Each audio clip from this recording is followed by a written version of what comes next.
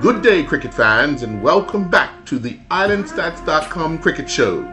It's Sunday, which means it's time to dive deep into all the action from the local pitches right here in Bermuda. We'll be dissecting the weekend's clashes, celebrating standout performances, and looking ahead to what's next in the 2025 season. Whether you were at the grounds or following online, we've got all the angles covered, so grab your coffee, settle in, and let's talk cricket. Well, good evening and welcome to this edition of the Island Stats Cricket Show. I'm your host, Earl Baston. Joining me is none other than Mr. Terry Frey. Terry, obviously, we have had the conclusion of the Eastern County Cup competition that ended in a draw yesterday with St. David's with Cleveland holding on to the trophy with the draw with St. David's yesterday. But looking at the entire series, give us your sense of just how you felt the series played out. Yeah, I think it was a very competitive series, actually. You look at the very first game with Flats and Bayless Bay. Yeah. That was a very, very close game. Obviously conditions had a big role in that. But both teams have to bet on that wicket. Both teams have to play in that environment. So that very first game sort of set the pace for the series. And also when you look at how close that game was, that should have been a shot across the bow of Bayless Bay for the next game. Yes. And unfortunately, for Bayless Bay, it didn't work out very well. For the shortcomings that took place in that particular game, and not taking anything away from Cleveland. They were the challengers, and I figured that they will always come with a view of playing with the A game. Yes. And they caught Bayless Bay short. And then, of course, the last game, it would have been interesting to see, if it didn't rain or it wasn't delayed for 3 hours. Yes. What the outcome would have been in that game. But around this time of the year, in late August, early September, the weather patterns are so unstable. And unfortunately, it affected yesterday's game. Yeah, it's interesting though. I mean, hindsight's 2020, and with so many people now able to express their ideas of what should have done, what someone should have done, and what this should have happened online, kind of thing. But the game plan for St. David's obviously had to be all about time, because when the game did start, they would have to look at and say, we have until 7:20 or 7:30, one of the two. And how long can we bet to give ourselves an opportunity to build them out? Because they had already started betting. You know what I mean? So it's all about, you look at it and say, okay, what are we going to have? What can we get by within an hour and a half? And that gives us, if it's 3 hours, 3.5 hours, or 2.5 hours to build up, then that's what you have. But you gotta occupy as little bit of time as possible and make it be aggressive. But they would lose the wickets, and then they had that last stand, which got them up to that mark of 147. But it's all about time, and a lot of people don't understand, do not understand that because of the conditions. Yeah, I remember Bayless Bay doing that a couple of years ago, actually, where they occupied the crease as short as possible time. I think they did 200 or something like that, 220 in short order, and gave themselves enough time to win that game. Right. But yeah, I don't know what the plan was or the thought processes was from St. David's point of view. Right.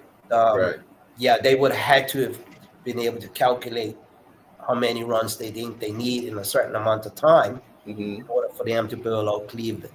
Right. Now let me ask you a question, because I thought of this the minute, I guess, I started taking account of the game. A batsman's out. The next batsman has 2 minutes to get in, right? Right. Okay. So I believe that it was, if the game ended at 7:20, at 7:12 or 7:14, the game should have been called off, because they still had 5 wickets in the pavilion. And if each batsman takes 2 minutes to get to the wicket, it would have taken them past the 7:20. That's correct. You know what I mean? But I don't know if anybody was paying attention enough to say that to the umpire. Right. Because if you'd have said that to the umpire, basically the umpires would have said, Skipper, there's no way you can win the game because time has run out. Even before time has run out. You know what I mean? It's just a scenario. It's just another scenario of the game itself that people back in your day, I'm pretty sure your skipper would have realized that and would have, when Noah was skipper, or he one of those boys.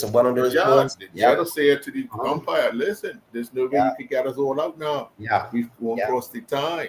You know what I mean? And but it's a different way of thinking the game nowadays. You know? Everybody's looking at the watch saying, okay, 7:20, 7:20. No, sir. No. Because if it takes that guy 2 minutes, if he can get out there, he has to get out there in 2 minutes. Right. And if it's 5 guys in the pavilion, that's 10 minutes that you're allowed. Game over.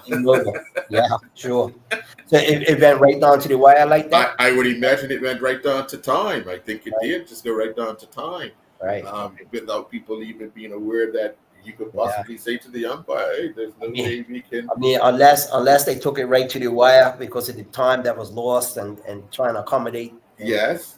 But even if they did take it to the wire of the time, with that time remaining, you still couldn't get the guy out of the last guy out of the pavilion in time to bet up. A no result. Yeah. Because I remember, and I know you will remember this. Several years ago, when what's his name? Somerset captain, Jacoby. Yes. Remember Jacoby? Yes. Shook hands at about 6:40.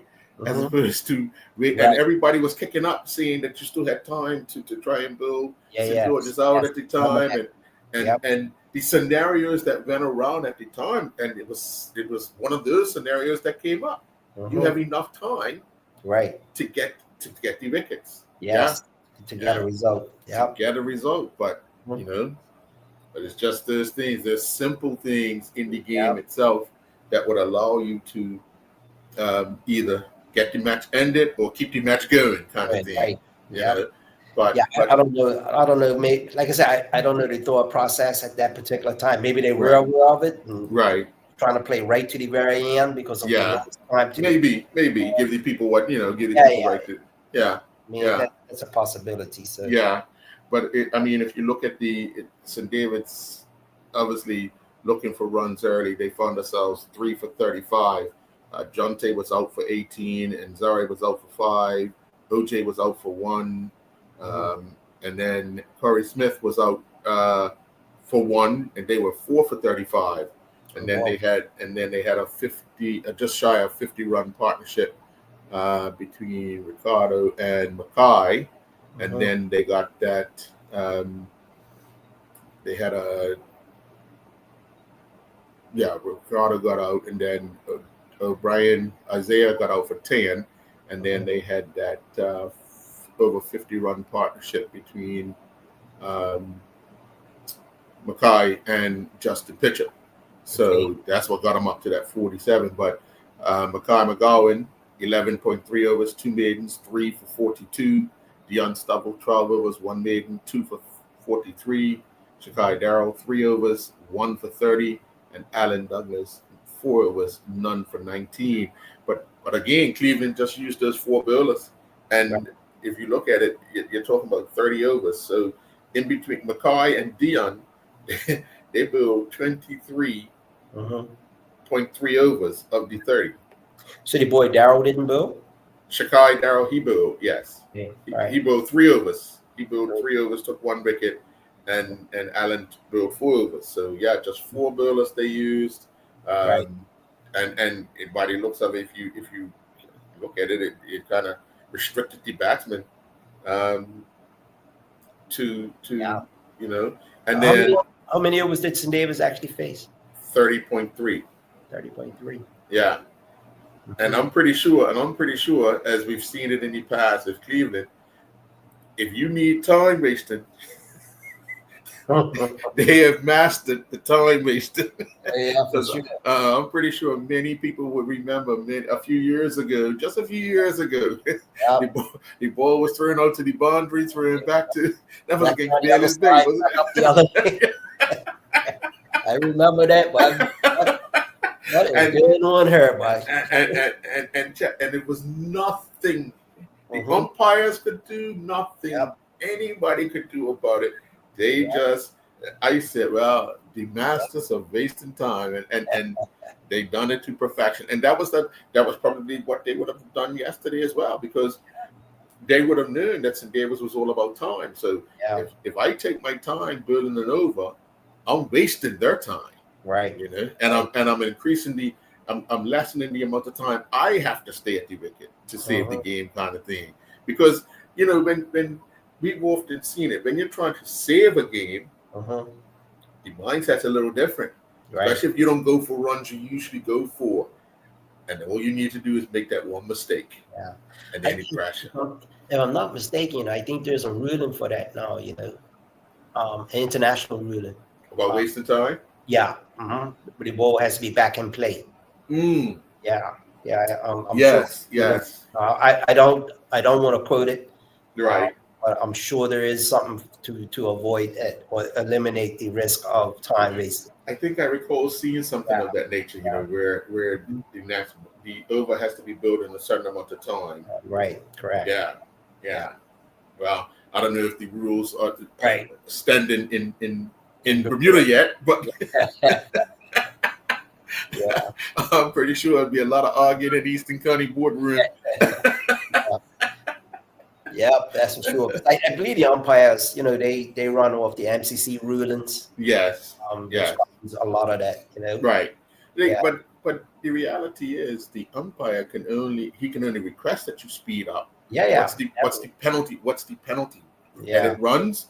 I don't think St. Davis wanted runs. They needed time. And I believe it is penalty runs for that, Yeah. No, it could be interesting. And with I'll do some research on that. Okay. I'll call one of my good friends that will be able to tell me right off the cuff. It's probably listening to this program. Tell him I should already know that. Oh boy. Yeah. And it's so fun about, if you look at the reply for Cleveland, they opened up with Jason and Treadwell Gibbons, two experienced players, but they lost Treddy early. Treddy went without scoring, got run out. Oh, wow. Jason was there, scored 32 runs off of 88 balls. What? He was just there occupying the wicket. Yeah. Jabari Darrell was there. He scored 15 off of 31.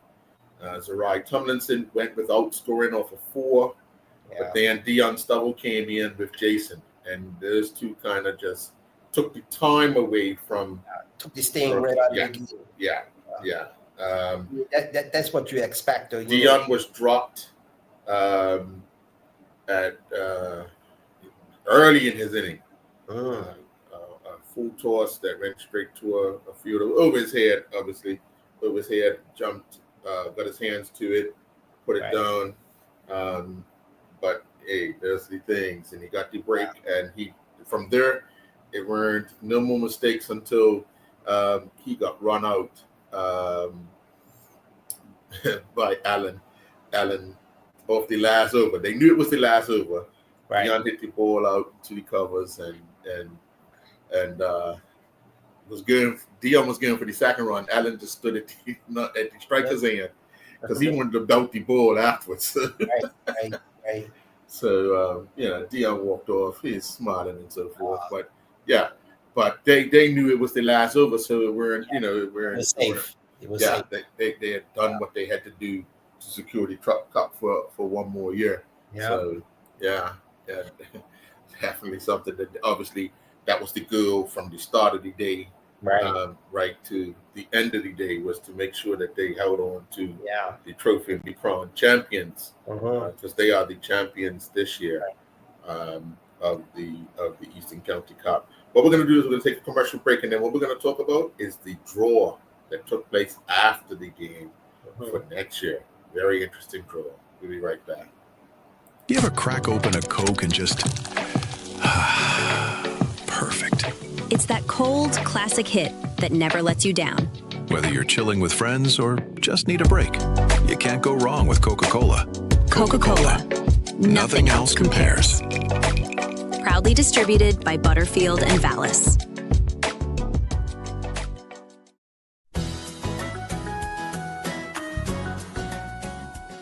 Summer is still going strong, and Lindo's Next Level has what you need to make the most of it.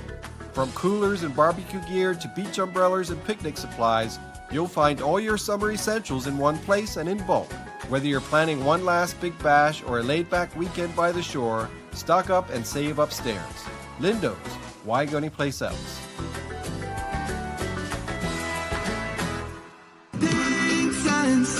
Beneath the clear blue sky, where the ocean meets the land, and the long-tails fly in Bermuda. Our hearts belong to this beautiful island. As an island, we are strong, proudly Bermudian.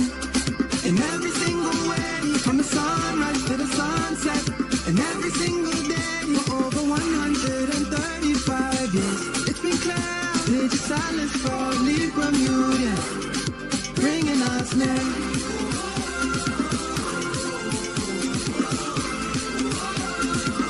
Cause we are proudly Bermudian.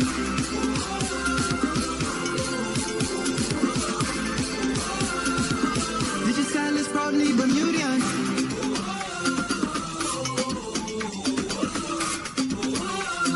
Pages silence, proudly Bermudian.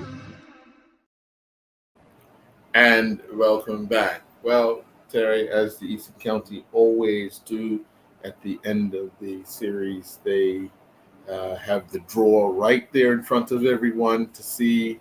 And obviously, Cleveland County will first face Bailey's Bay in the first round of the Eastern County Cup competition in 2026, which will then be followed by Flats Victoria. And then once again, St. David's have the final match. So an interesting matchup at the start. Obviously, Bayless Bay will be itching to reclaim the Eastern County Cup. They do have some soul searching to do over the off season, but then the good thing for them is that season will still be young somewhat.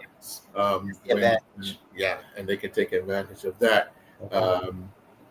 It's 2 weeks before Cup match, so obviously that will be the second to last opportunity for some players if they're trying to make Cup match, to show what they're worth, and no other big occasion than Eastern County to do so.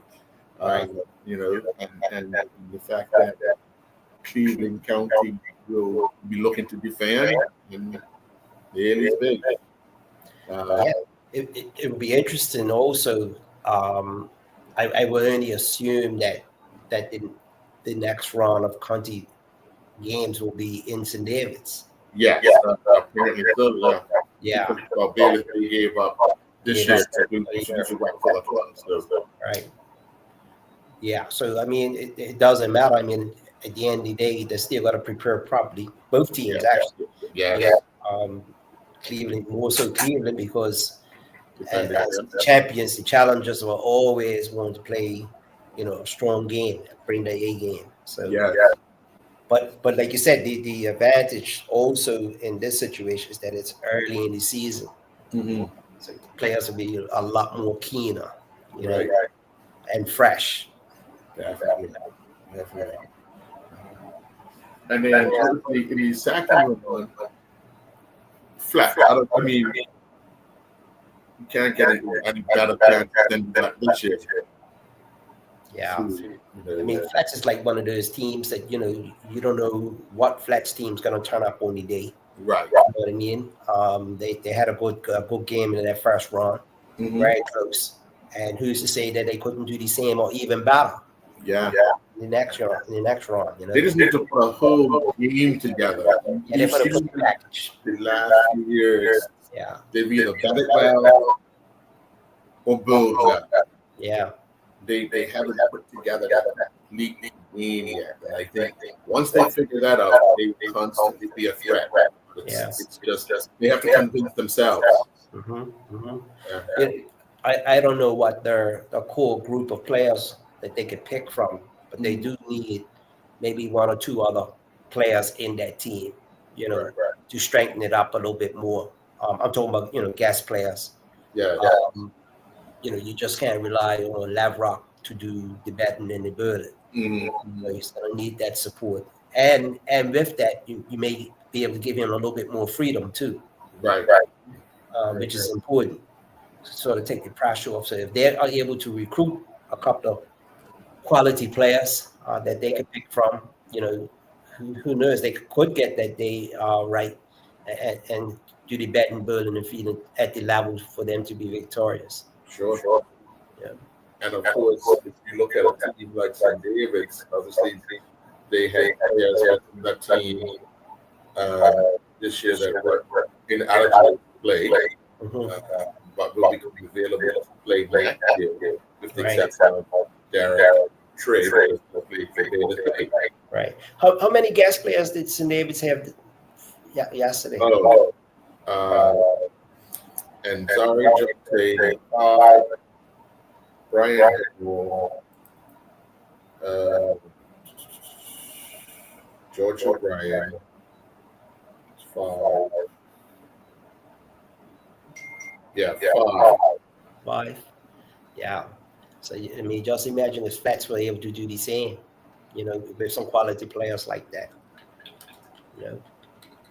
They'd be a lot more competitive. Yeah.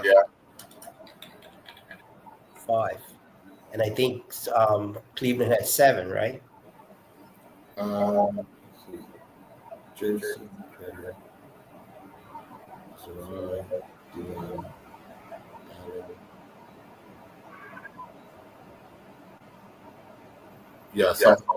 Allen. Yeah.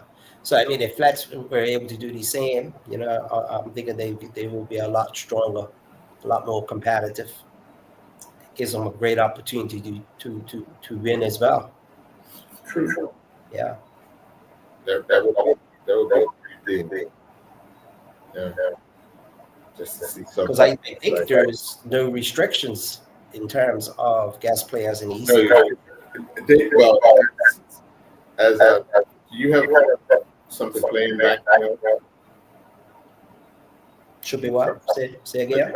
You got something show playing back. Okay, yeah. Let's try that.